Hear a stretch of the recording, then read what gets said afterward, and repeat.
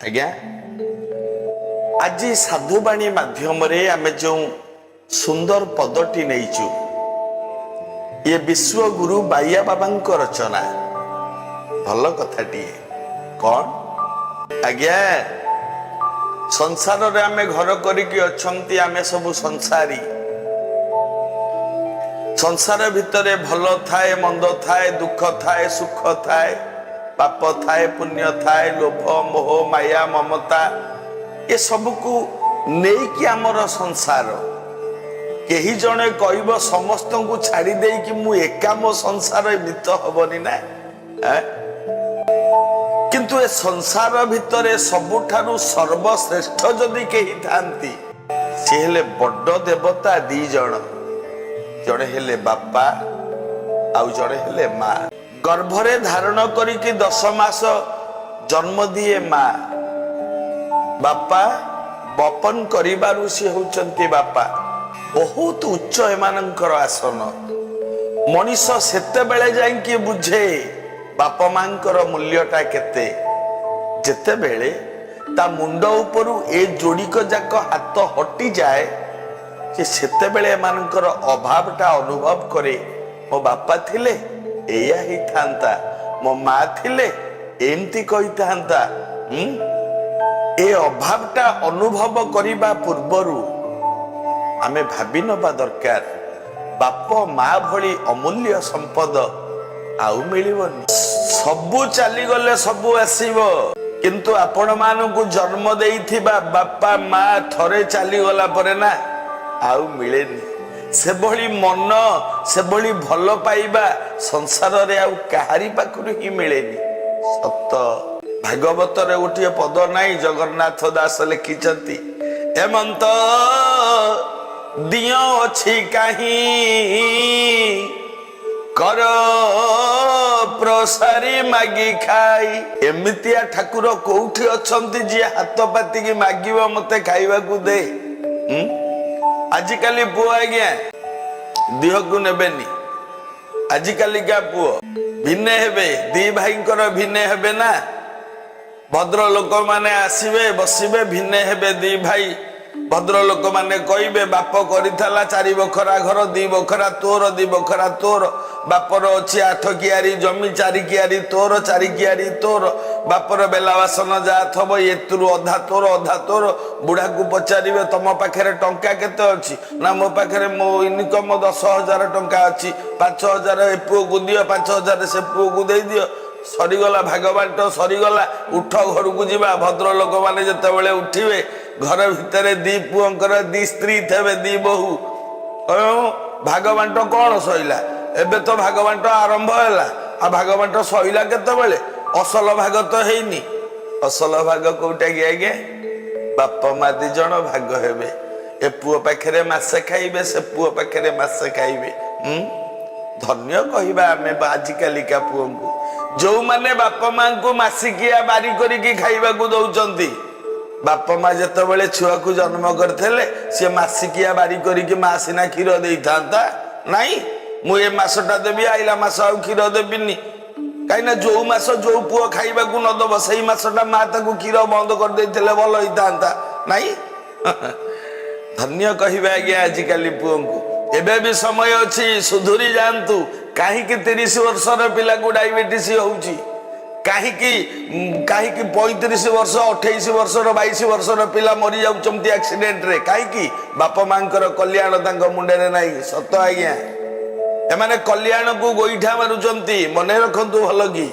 पिता माता सुकल्याण पुत्र हुए सुखी पुत्र जदि सुखी हुए कुल धर्म रखी बापा मां को कल्याण रु ही पुओ सुखी होता है आ पुओ जदि सुखी हुए कुल धर्म सबू रक्षा करे सत आज्ञा पिता धर्म पिता स्वर्ग पिता ही परम तप पितरी प्रतिमा पन्ने प्रियंती सर्वदेवता जदि बापा खुश तो अल्लाह भी खुश भगवान भी खुश हाँ आ जदि माँ खुश तो दुर्गा मैया भी खुश बस लक्ष्मी मैया भी खुश बापा खुशी तो भगवान खुशी माँ खुशी तो माँ लक्ष्मी खुशी କିଛି ଦରକାର ନାହିଁ ଲକ୍ଷ୍ମୀ ନାରାୟଣଙ୍କ ପୂଜା କରିବା।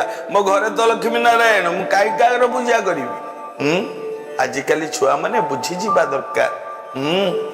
ଆଉ ବାପା ମାଙ୍କର କଲ୍ୟାଣ ଏମିତିଆ କଲ୍ୟାଣ, ଯୋଉ ବର, ଯୋଉ ଅମର ବର ଭଗବାନ ଦେଇପାରିବେନି, ସେ ଅମର ବର କେବଳ ବାପା ମା ଦେଇଦେବେ। ଦେଇନାହାନ୍ତି କି ଆଜ୍ଞା? ପିତାମହ ଭୀଷ୍ମଙ୍କୁ ଇଚ୍ଛା ମୃତ୍ୟୁର ବର, ଅମର ବର କିଏ ଦେଇଥିଲା? ବ୍ରହ୍ମା, କୃଷ୍ଣ, ଶିବ, ଦୁର୍ଗା? ନାଇଁ, ତାକୁ ବାପା ମା ହିଁ ଦେଇଥିଲେ ଅମର ବର, ମାନେ ଇଚ୍ଛା ମୃତ୍ୟୁ ବର। ଯେତେବେଳେ ଚାହିଁବୁ ମରିବୁ। ଆମେ ବୁଝିପାରୁନାହାନ୍ତି ଆଜ୍ଞା। ସର୍ବଶ୍ରେଷ୍ଠ ଗୁରୁ ହଉଛନ୍ତି ବାପା ମା, ସର୍ବଶ୍ରେଷ୍ଠ ଦେବତା ହଉଛନ୍ତି ବାପା ମା। ଆଉ ଗୋଟିଏ ସବୁଠୁ ବଡ କଥା କଣ ଜାଣିଛନ୍ତି? ବାପା ମା ଯଦି ମନ ଦୁଃଖ କରନ୍ତି ନା ସନ୍ତାନ ଉପରେ, ସେ ସନ୍ତାନର କେବେ ବି ମଙ୍ଗଳ ହୁଏ ନା। ଯେତେ ଧନ ତାର ବଢି ଯାଉ, କିନ୍ତୁ ମନ ଭିତରେ କୋଉଠି ନା କୋଉଠି ଅଶାନ୍ତି ଥିବ ତାର। କେବେ ସିଏ ଶାନ୍ତି ପାଇବନି ଜୀବନରେ। ଏ କଥା ମନେ ରଖିବା ଦରକାର। ମୁଁ କାହିଁକି ଏ କଥା କହିଲି? ଗୋଟେ ଛୋଟିଆ କଥା ଆପଣ ମାନଙ୍କୁ କହୁଛି। ବୁଢା ବୁଢୀ ଯଦି ହେଇଯାଏ ମଣିଷ, ଲୋକମାନଙ୍କ ଦୃଷ୍ଟିରେ ତଳୁକୁ ପଳାଏ। କାହିଁ ବୁଢାଟା କଥା ଶୁଣୁଛ? ସିଏ କାହିଁ ଗଜର ଗଜର ହଉଛି, ସେ କାହିଁ ତା କଥା ଶୁଣୁଛ?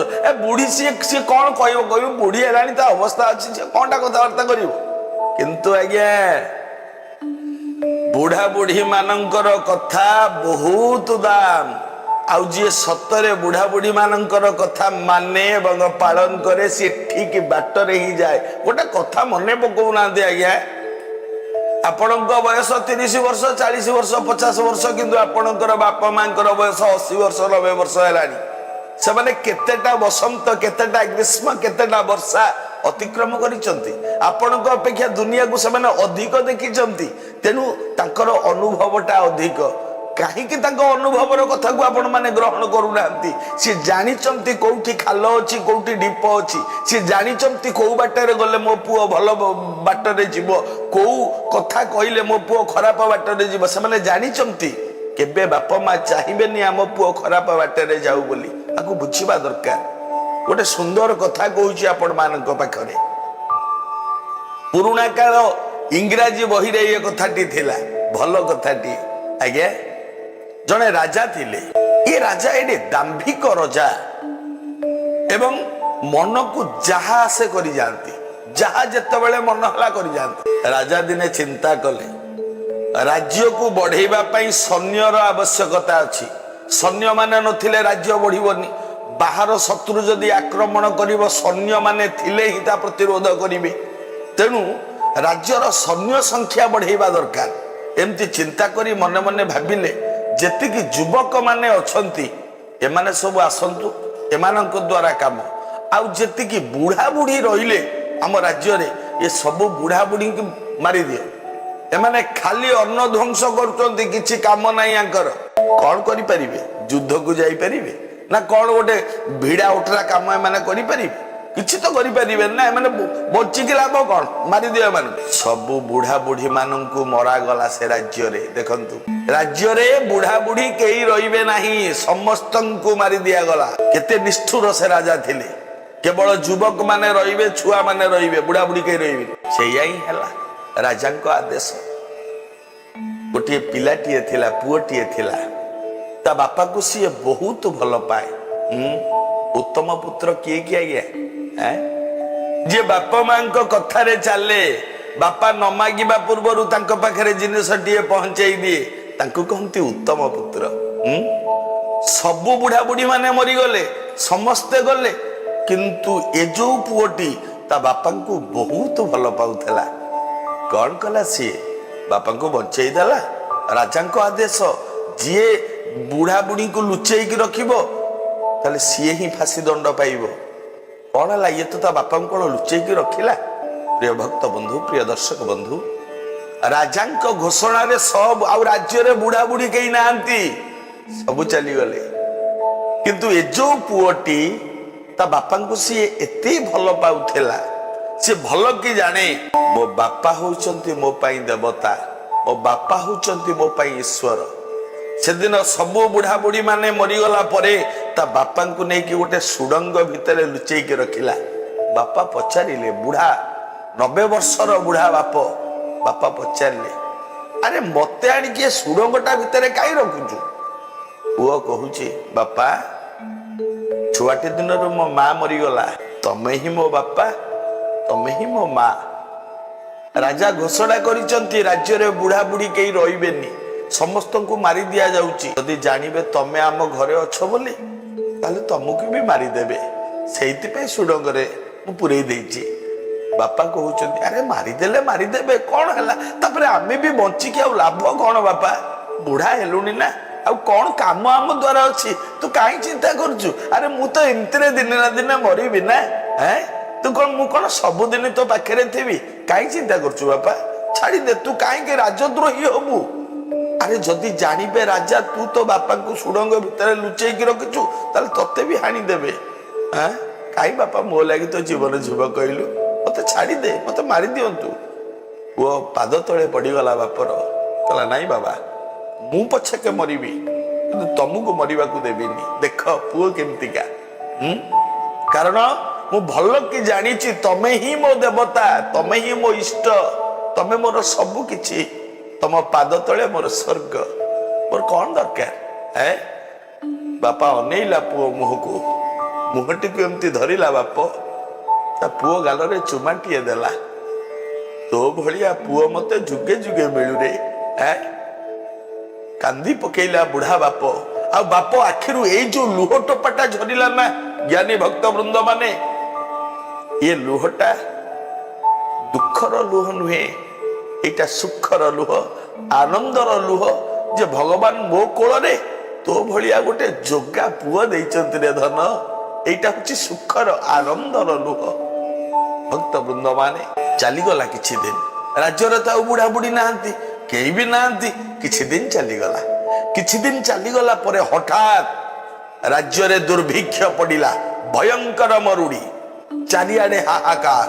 সব লোক মানে যিয়ে যাহা ধান চাউল টঙ্কা পয়সা রখিলে সবু খাইদেলে। সবু খিয়াখুই সরিগলা পরে আরে খাইবা কোন? ধান তো নাই, শস্য নাই, খাইবা কোন? जो धान बुणवे पुणी चाष हेले पुणी धान बुणवा धान किछि किछि रखिले ना, से धान को भी खाईदेले। बुणवा भी मुठे धान नहीं आ चाष करने। एतिकी बेले प्रथम वर्षा हैला। जदि प्रथम वर्षा हैला लोक माने आनंद हो गले, कौन करवा ना बुणवा, धान बुणवा। ये धान बुणवा जे धान कहीं समस्तंक जमी सेमती पड़िया पड़िला, समस्तंक बिल सेमती पड़िया पड़ीची। वर्षा हेलानी, प्रथम वर्षा आरंभ हो गलानी, माने वर्षा हम मरुड़ी सरीगला, किंतु धान कहीं बुणवा को कौन करवा? समस्ते मुंडरे हाथ दे बसिले। राजा पर्यंत चिंता कले सरीगला, ए वर्ष चाष बुड़ीगला। ए वर्ष बुड़ीगला। क्या कथारे कहती चाष तर तर बणिज मठ।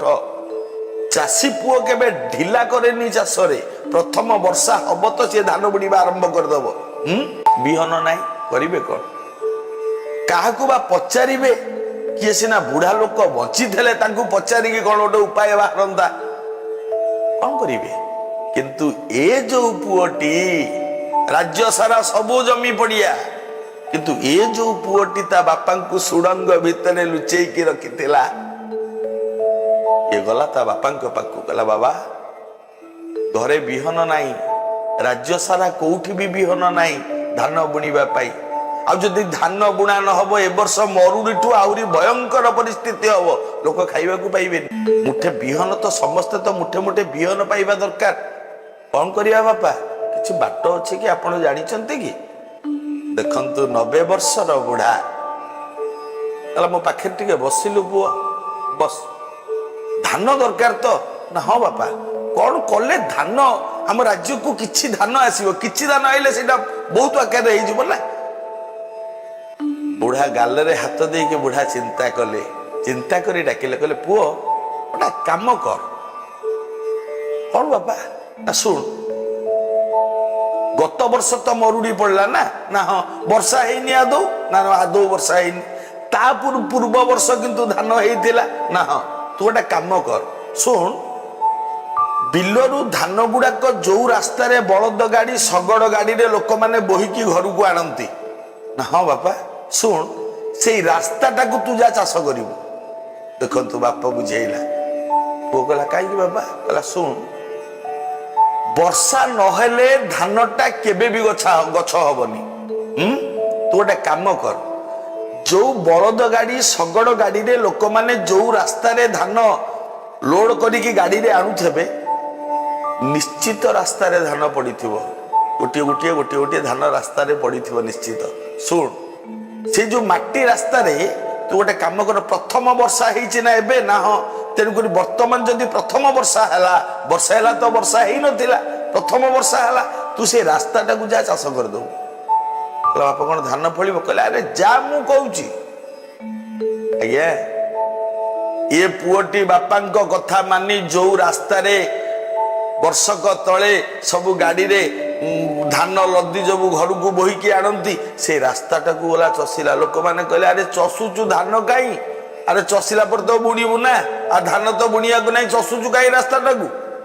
ଇଏ କିଛି ଉତ୍ତର ଦେଲାନି, କିନ୍ତୁ ଚଷିଦେଲା, ପୁରା ରାସ୍ତାଟାକୁ ଚଷିଦେଲା। ଦେଖନ୍ତୁ, ତାପରେ ପୁଣି ଅଳ୍ପ ଅଳ୍ପ ବର୍ଷା ହେଲା। ବର୍ଷା ଆରମ୍ଭ ହେଲାଣି ମାନେ ହବ, ପୁଣି ଅଳ୍ପ ଅଳ୍ପ ବର୍ଷା ହେଲା। 15 ଦିନ ମାସେ ଯାଇଛି, ରାସ୍ତା ସାରା ଧାନ ଗଛ ସବୁ ଉଠିଲା। ଦେଖନ୍ତୁ, ଆପେ ଆପେ ରାଜ୍ୟ ସାରା ଲୋକ ଅନେଇଲେ, ଆରେ ଇଏ କଣ? ଏଠି ତ ଧାନ ଗଛ ଉଠିଲାଣି, ବିହନ କୋଉଠୁ ଆଣିଲା? କେମିତି ଧାନ ଗଛ ଉଠିଲା? ରାଜ୍ୟ ସାରା ଲୋକ ସମସ୍ତେ କୁଆକୁଇ ହଉଛନ୍ତି, କେମିତି ହେଲା ଧାନ ଗଛ, କେମିତି ହେଲା? ଏ କଥା ରାଜାଙ୍କ କାନକୁ ଗଲା। ରାଜା ଡକେଇଲେ, ଡକାଅ, ସେ ପିଲାକୁ ଡକାଅ। ଏ ପିଲା ଯେତେବେଳେ ରାଜ ଦରବାରକୁ ଗଲା, ତା ବାପା ବସିଛନ୍ତି ସୁଡ଼ଙ୍ଗ ଭିତରେ, ଯାଇକି ବାପାଙ୍କୁ ମୁଣ୍ଡିଆ ମାରିଲା। କହିଲା, ବାପା, ଯାହା ଭାବୁଥିଲି ସେଇଆ ହିଁ ହେଲା। ବାପା କହିଲେ, କଣ ହେଲା? କହିଲେ, ରାଜ୍ୟ ସାରା ସମସ୍ତଙ୍କ ବିଲ ବାଡି ପଡିଆ ପଡିଛି, ଏକା ମୁଁ ଚାଷ କଲି, ଧାନ ଗଛ ଉଠିଛି। ପୁଣି ଯେତିକି ଧାନ ଗଛ ଉଠିଛି ବହୁତ ବିହନ ଯୋଗେଇ ଦବ ସବୁ ଲୋକଙ୍କୁ, ସମସ୍ତେ ଧାନ ବୁଣି ପାରିବେ ଆସନ୍ତା ବର୍ଷଠୁ। କିନ୍ତୁ ବାପା, ରାଜାଙ୍କ ପାଖରୁ ଡାକରା ଆସିଗଲାଣି, ମୁଁ ଯିବି। ବାପା କହିଲେ, ଯା, ଚିନ୍ତା କାହିଁ କରୁଛୁ, ଯା, କିଛି ହବନି। ପୁଅ କହିଲା, କାହିଁ, କେମିତି ଜାଣୁଛ ବାପା କିଛି ହବନି? ବାପା ଏଇଠି କହିଲେ, ଏ ପୁଅ, ତୁ ଯେତିକି ମୋର ସେବା କଲୁଣି ନା, ତତେ ମୁଁ କଣ ଆଶୀର୍ବାଦ ଦେବି ରେ? ତତେ ବା ଉପର ବାଲା ଆଶୀର୍ବାଦ ଦେଇଦେଲାଣି, ତୋର କିଛି ହବନି, ଯା। ବାପାଙ୍କୁ ମୁଣ୍ଡିଆ ମାରିକି ପୁଅ ଗଲା ରାଜସଭାକୁ। ରାଜା ବସିଛନ୍ତି ସିଂହାସନରେ, ପଚାରିଲେ, ବିହନ କୋଉଠୁ ଆଣିଲ, ବୁଣିଲ କେମିତି? ପୁଅଟି କହିଲା, ମୁଁ ବିହନ ଆଣିନି ଆଜ୍ଞା। ତାହେଲେ ଧାନ ଗଛ କେମିତି ହେଲା? ବିନା ବିହନରେ କଣ ଗଛ ହେଲାଣି?